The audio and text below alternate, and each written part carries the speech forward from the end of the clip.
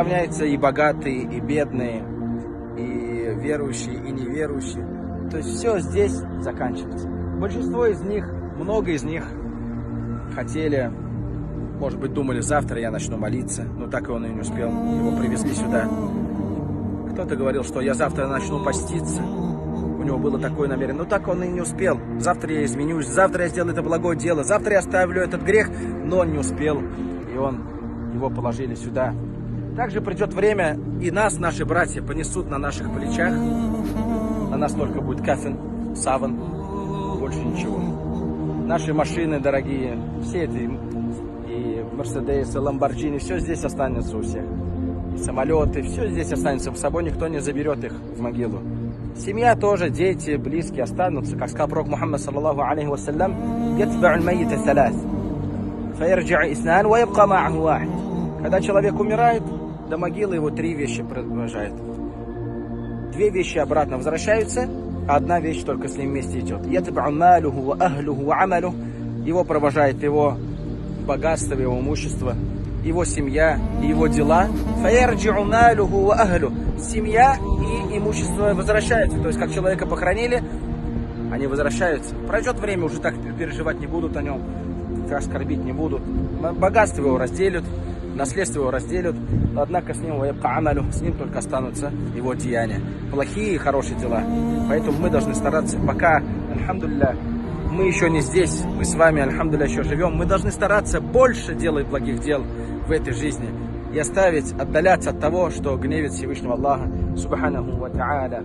Абу Хурайра, радаллаху анху. Абу Хурайра, знаете, какой великий сподвижник, ученый, большинство хадисов ан Аби Хурайра, радаллаху анху, передается от Абу Хурайра, радаллаху анху, перед смертью плакал. Сильно-сильно плакал. На что он плакал, когда спросили, почему ты плачешь? Он сказал, абки аля бу'да сафар. Я плачу, то, что передо мной стоит длинное путешествие. То есть, начиная с барзаха и до судного дня. Ва аля килляти зад. Мало у меня благих дел. Представляете, Абу Хурайра говорит, у нас с вами сколько дел? Если Абу Хурайра говорит, у меня мало благих дел. Ва да'фу ль-якин. И я плачу, то, что убежденность моя слабая. Я плачу, то, что боюсь, что я не удержусь на мосте судного дня, когда буду заходить, когда буду идти по мосту и упаду в ад. На это плачу. Вот так вот они богобоязненные люди. Вот так они боятся Всевышнего Аллаха субхану ва та'аля. Поэтому сколько здесь жить придется в этой могиле, в этом барзахе. Давайте с вами подумаем, сколько в этой жизни живет человек? 50 лет, 60 лет, 70 лет. 80 лет, 90. Сколько уходит у нас с вами на молодость? 15 лет. На сон. 20 лет у человека уходит. Примерно, если он там 60-70 лет живет. 20 лет на сон, спит он. Сколько уходит на ненужные дела? 15-20 лет. Да в итоге сколько человек живет? А сколько он будет жить здесь, в могиле? Усман, тот же Усман, радаллаху анху, в каком году умер? В 36 году по хиджре. Сейчас какой год?